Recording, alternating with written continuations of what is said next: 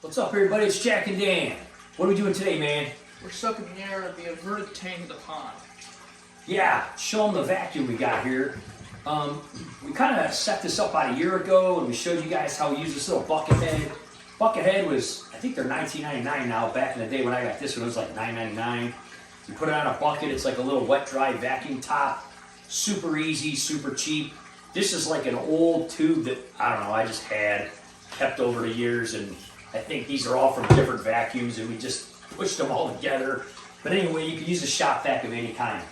Now, we got this is a 300-gallon pond liner that we have here, and this is a 90-gallon inverted tank. And of course, we like this whole idea because the fish can swim around, but they can also come up kind of to eye level. We got a Raycom,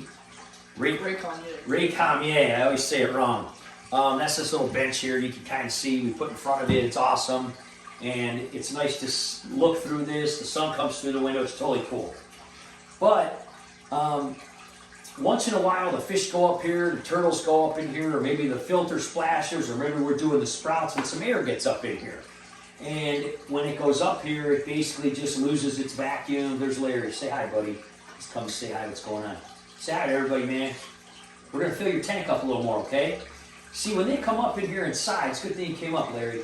They just need a little bit of air, you know, to get air and hang out in there. Well, there's quite a big pocket underneath this. Thanks for helping, Larry.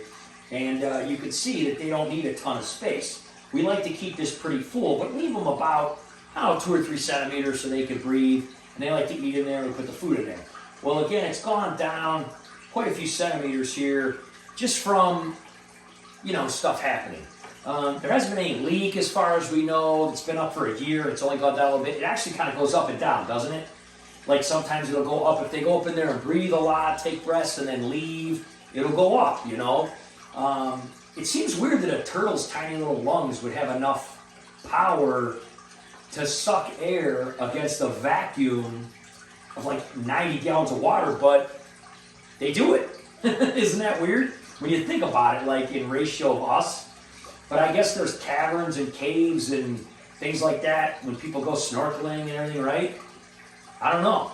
Somehow it works. But anyway, we're going to show you how we do this. It's really simple. The one thing that you want to do is top off your pond. So we already did that. We got this old, this is the tube we use here. This is the old rock. I got to show this because people have talked about it before. This is the first rock I ever had in my first aquarium. I was like 4 or 5 years old. It was like an old sand rock, but it's got a hole in it. We don't have an aquarium right now, so we just put it in here. It's kind of neat because it holds a tube. We're filling up the pond. It's kind of perfect. So anyway, we topped it off all the way to the top because when we suck this out, it may go down a few centimeters, and then this will lose its vacuum on the bottom because we only have this a little bit in the water because we wanted maximum viewage, right?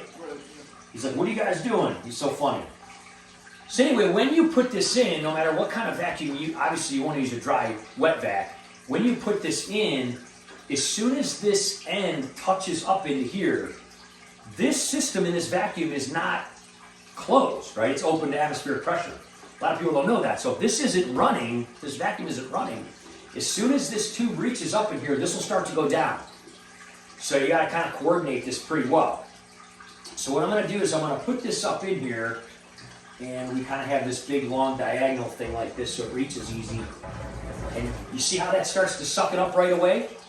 So just the pressure of this water pulling down, with gravity pulling it down, sucks that air right out of the vacuum right to the top. Isn't that crazy? So what you want to do is you want to actually turn your vacuum on, and then as soon as he turns it on, I'm going to shove it up in here and pull that air out of there. So go ahead and turn it on, man. I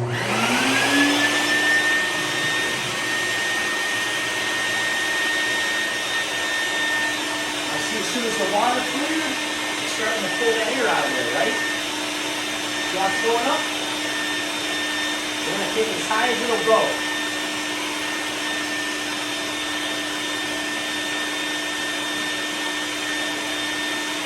Pull it back out. Isn't that neat? So we took it almost all the way up. Now, obviously, that sucked quite a bit of water out of here, so I'm going to dump some of it back in here. Now, you couldn't see the pond, but the pond went down about right about that much. Yeah, so I saw it go down. See how it's right to the edge of the tank here? So you got to make sure, you know, that it does that. Now, we're going to leave it like this, so we'll just kind of keep an eye on it. And basically, if it goes down again, we'll come. Now, you see a little bit of a watermark here. Next time we clean the tank with the magnet on the inside, which we just did a couple weeks ago, it's still pretty clean. We'll just kind of clean that and everything. But you see that went up. It went up like, I don't know, probably about 3 centimeters or so. Now, again, it looks like there's only about a centimeter here, but this actually covers another centimeter or two. So they actually have 2.5 or so centimeters before they get to that top glass. So that just gives us that maximum viewage, which is cool, right? So that's the only thing. You want to get it in there and then you want to pull it back out, because if you don't, you're going to just be playing this game of it going up and down constantly.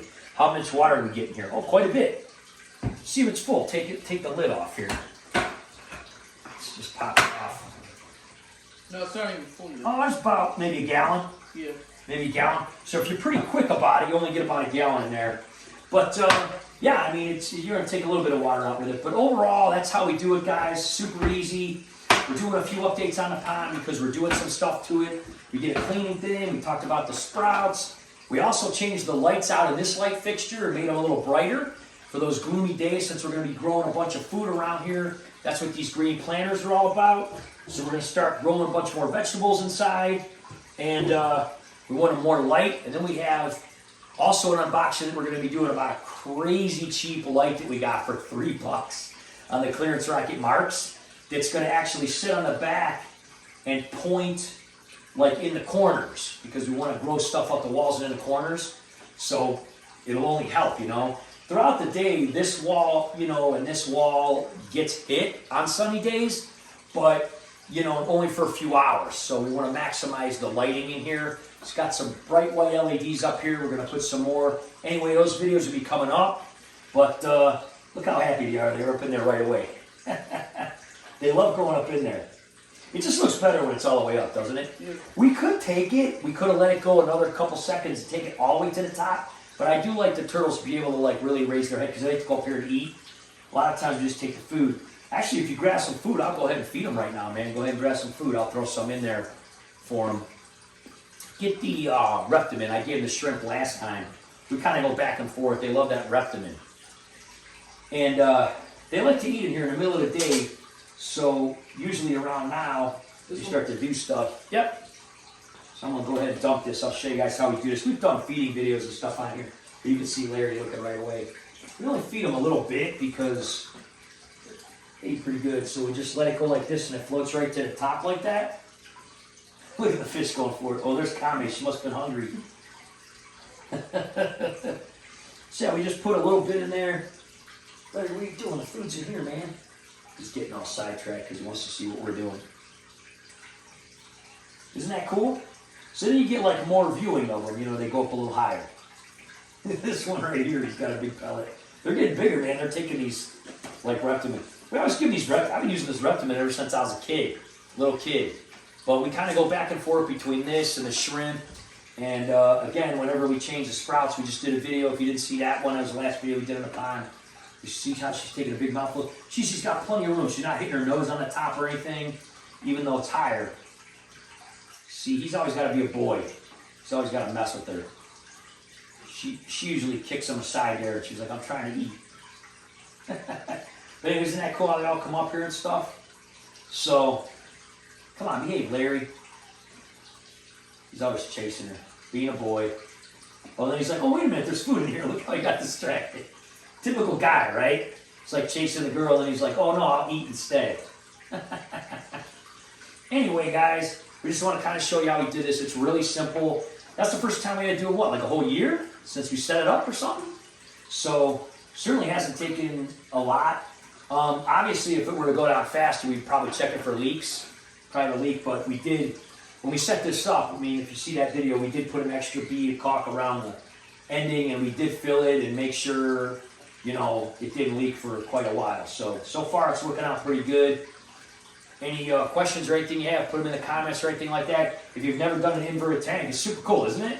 Yeah. I mean, it's such a cool, different thing to have them be able to come up inside like this, and it's really easy to do. We've done a lot of them in our tanks and stuff. So Anyway, guys, thanks for watching. Make sure to like and subscribe so you see the future updates. We'll see you next time, guys. Bye-bye.